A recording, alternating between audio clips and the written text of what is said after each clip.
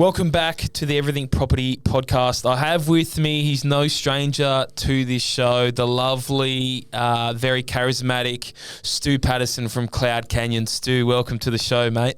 Mate, thanks for having me again. What an intro. Yeah, that's it, man. I got to give you a good intro. I've got to pump you up. Look, I've brought you on today. We want to run through how being a guarantor works. Now, we're at a really interesting time where wages aren't growing at the rate that interest rates are. It's getting, and especially the lifestyle a lot of younger people are living and the cost of living, inflation, all that kind of stuff, it's getting harder and harder for us to be able to earn and save up for a deposit. Now, for 10, 20% deposits.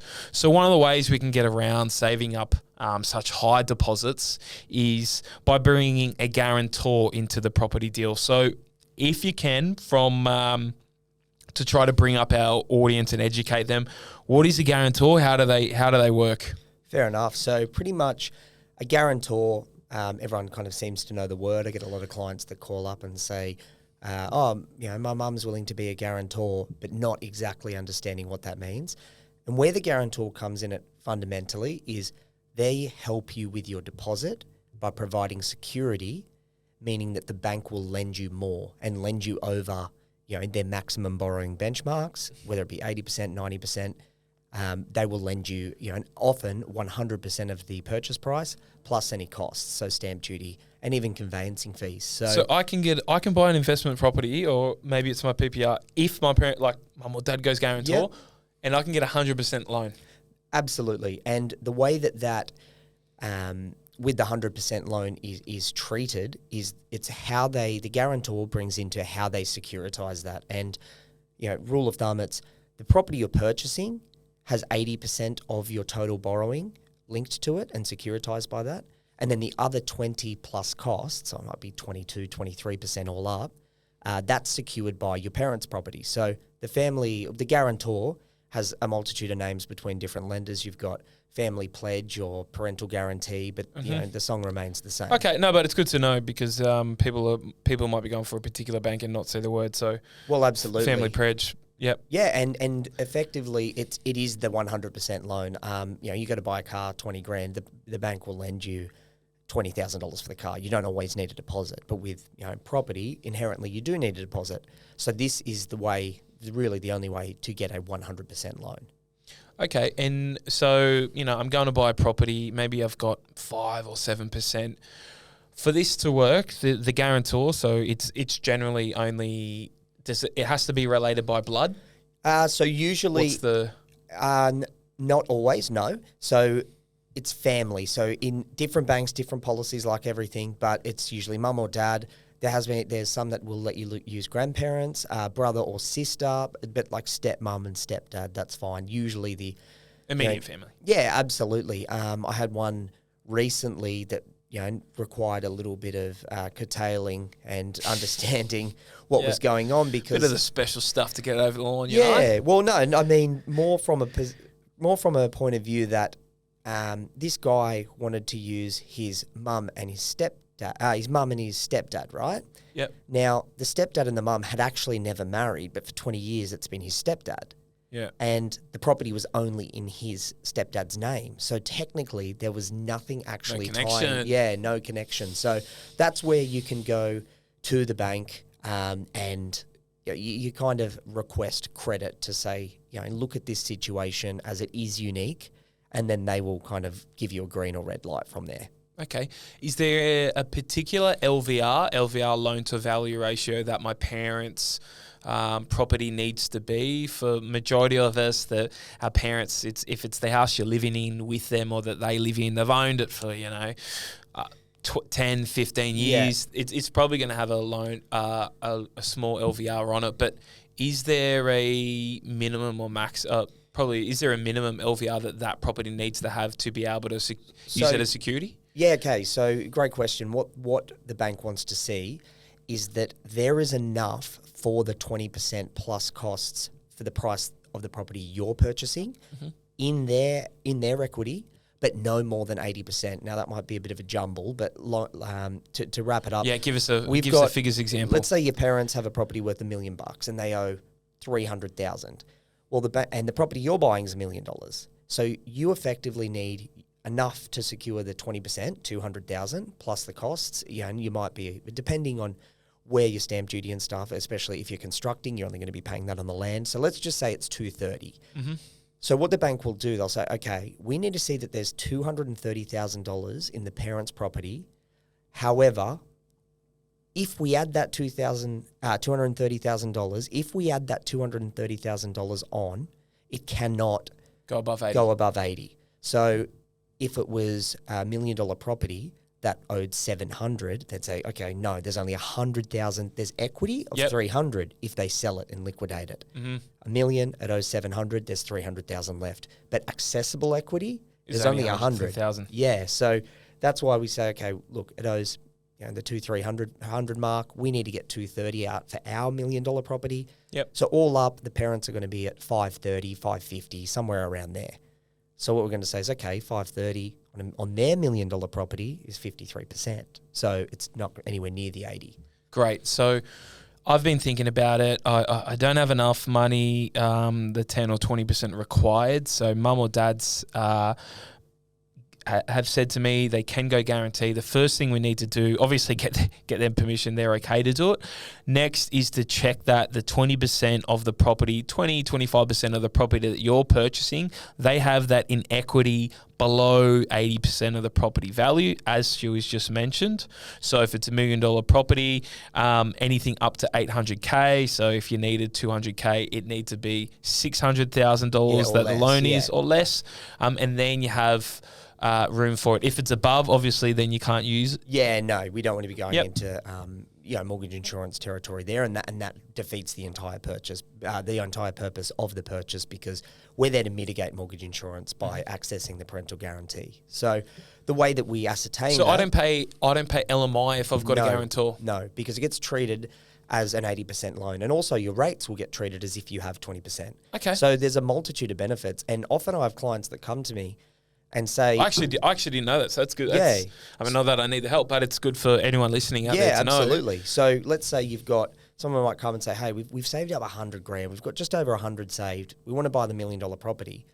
Say, okay, well, you could do this, all right? We, in first home buyers, there's the, different episode for another day, but there's the government schemes that you might be able to take advantage of. The, first home loan deposit scheme where the government guarantors you so that you're effectively not paying mortgage insurance. But in those situations, I've said to clients, well, hey, do you have, even though you have your own deposit, and often, very proud people come and they're like, oh, no, I want to do it myself. I'm like, you still are. But if your parents give you the green light and are happy to guarantor, they're not guarantoring that entire 20%. It's only 10. But what you get out of that might be a $30,000 plus saving. Often on LMI. Yeah. Yeah. So I'm like, do you want that? You're already going to have so much money swallowed up, and evaporating into fees such as stamp duty. Do you really want to, maybe lose the best part of $60,000, $70,000 of your deposit into mortgage insurance as well as stamp duty? If you can mitigate it, why not? And let's think about it. If it takes you 12 months to save that extra $30,000, and your parent and you have to wait, think of what that property's doing. Cost. Opportunity cost, baby, number one cost. Think of what that property's going to do in 12 months. At $1 million, it only needs to grow at 3%. No, $1 million, it only needs to grow at 5%. Yeah, 5%. Yeah, and then you've made well over it. Well, property in the last 70 years of Australian property has grown at 6.8% annually on average. So you would say, on average, you're probably going to be able to perform. Okay, and I think comfortably within that. One of the other points that the parents and the guarantor gets concerned with for an operation like this is, the bank's going to sell my house. The bank's going to sell my house. This has been my home of 20 years. Absolutely. And, I'm a guarantor for life on this home, for the life that my kid or my kids have this property. But how quickly, or what is the mechanism for discharging that guarantor of that duty? Okay, so, as you touched on, it is the second question that's asked. Okay, sweet, I'm happy to help. What do you need from me? The second is, how the hell do I get out of this? So what it's the same thing. It's house go up, loan go down. And what we're trying to do in that purchase property that you buy is we're trying to recuperate that 20% so that the house you buy can then stand alone at 80%. And then that puts you into a position where we can discharge the parents and say, thank you so much for the assistance to make this opportunity.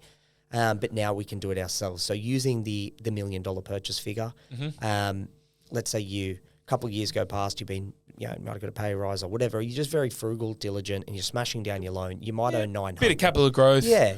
So you might owe 900, and then the house might be 1.1, and then we go to look at it and you say, okay, well, 1.1, what are we looking at? 220. So 1.1 less 220, it needs to be 880. Okay, well, you owe 900, it's 880,000. If you desperately wanted to get off, you could and then pay mortgage insurance, but for 20,000, it's like, why don't we wait till we pay off another 10 and it goes up? So it's just about a timing thing. Property's a game of timing. So it's the time in the market for it to go up, and also the time where the financial instrument of your loan is doing what it's meant to, which be getting paid off. Okay, so I mean that could be a couple of years, as you said, and if you're making payments, but that also could be if you're buying in a moving market and you're getting 20% of growth in a year. Like think of COVID times or things that doubled in price.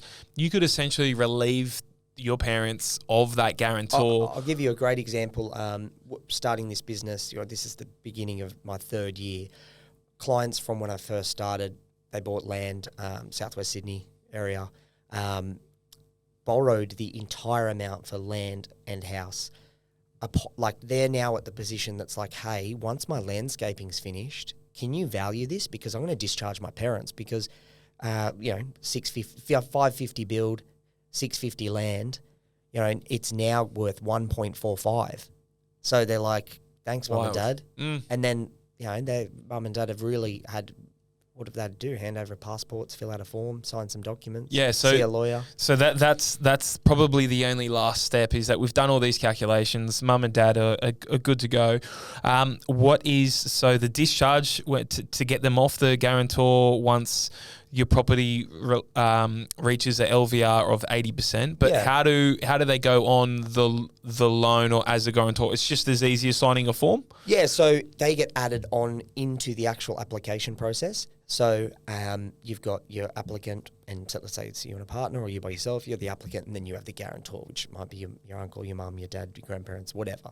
So they're on there, they're providing you're providing the two properties as security. And then they're lending against that grouped security. Okay. 20 from your parents, 80 on the one you've purchased. And then once it goes down, obviously, then we can let them out with a partial discharge. But from the actual, one thing to touch on would be different banks do it differently. And, as blanket as that is, it's what, in my anecdotal kind of experience with it, it comes down to how intrusive some of the banks want to be with the guarantors. Some... which I don't really use because, again, if you've got mum or dad giving you the thumbs up, they probably weren't looking to do anything with their loan. They might, and have a little bit owing that's just there for a rainy day, a bit in redraw. They don't want to stuff around. They're just happy to coast. So there's some banks where they will say, we will guarantee you. We will let you do the guarantor. We have that instrument in our policy. Mm-hmm. But we want your parents to refinance to us, so it's all at one bank. Yeah, okay. So then the caveat here is that you want to find a bank that does a second mortgage request, so one that will take a second mortgage over your parents' property, and they will be second in line if anything were to be paid to out. the bank that the parents have the original loan with, if it's different. Let's say you go to Westpac, they will, during this process, have the guarantors sign a form that is a second mortgage request, and if they're with CBA, for another example, we will send off that form, and what will happen is you get that second mortgage request granted by the original bank to say, that's okay, we valued it. We're number one, we don't care. Yeah, it's worth $1 million. Our 300 gets paid first, and then they don't care. The other 700's theirs. So if there's 230 owing to Westpac, that's fine by us. Mm-hmm. But there is also some lenders want to get really in depth with the parents' income situations, and that. Yeah, I was going to say, do they assess the parents? No, they don't. Okay. Some banks like ANZ, you can get guarantors for whether it's just a security guarantee or whether it's a security and serviceability guarantee. But to keep it kind of surface level, what we're looking at is going to a bank that isn't intrusive on the parents. If they're retired, there's not kind of a bit of circulation of, we need them to prove their superannuation. It's like, listen, we don't. Ideally, if you go to, say, Westpac, St George, using them as an example, ANZ, they, just a security guarantee, all they need is obviously like a fact find form that we will get to get their information, do our due diligence, do our compliance to get that into the application.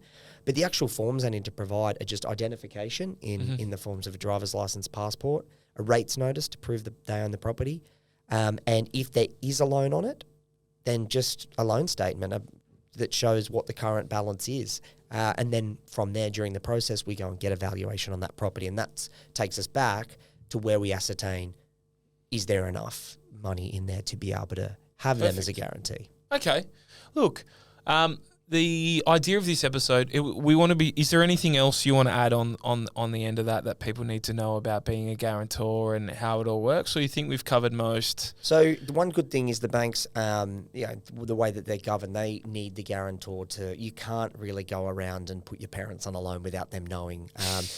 Again, St George will send e-documents to the applicants, but they will post hard copy documents to the parents that then need to be witnessed to say that they got independent legal advice by a lawyer or solicitor. Business. Yeah, exactly. Which, so I suppose all of that due diligence does get carried out the entire way through the process, and then it's kind of at the point right at the end that you are getting the legal advice that you should be as informed as possible as a guarantor to know what the risks are. And yes, there is risks absolutely of people say, my kid's moved to Guam and hasn't paid his loan. But the banks, again, this is very anecdotal because a lot of the relationships that I have with bankers, BDMs, people like that within the banks, I've asked out of curiosity what happens, and so many that have worked there for so long said, I know what happens on paper, but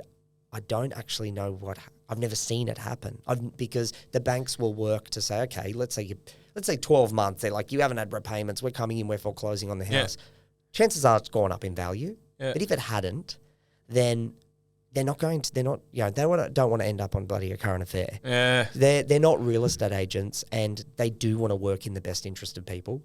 Contrary to popular belief, like they want to. Yep. If you can play by their rules, they are rather accommodating when you are playing by their rules. So I suppose the idea that your house is going to be sold and it's going to be, the second installment of the castle and you've got the lawyers ripping your house off you. Yeah. There's so many things that have to happen before then. And I suppose where that starts, it's your kid comes to ask you for a guarantor. You are the person that can screen them. You can say, your kid better than are they a dickhead? Like, yes. Okay, well, play stupid games, win stupid prizes. Yeah. So, for the most part, the banks will work with the parents for, let's say it goes up a bit, there's a bit of cost, they have to sell it. They will try to recuperate as much of what is secured by that house. If there might be 30, 40 grand left over, they're not going to sell a house over that. They'll say, okay, let's work out an agreement. But again, anecdotal. I haven't actually had an example where someone can give me a case study of it happening. Okay. And I've asked. Yeah, I was going to say, sounds like the banks don't even. So look, if you're thinking about trying to get one of your parents or trying to convince them to be a guarantor, or you're a parent listening to this podcast thinking about being a guarantor for one of your kids, I hope we've covered all the details and all the information necessary. Stewie, thanks for coming on. Short, sharp one today, but full of knowledge as usual. If you've got any other further questions regarding mortgage broking or a guarantor in general, reach out to Stewie on Cloud Canyon AU. His details are in the show notes and he's more than happy to be of assistance. Thanks so much, mate. Appreciate it, man. Thanks for coming on. Anytime, man.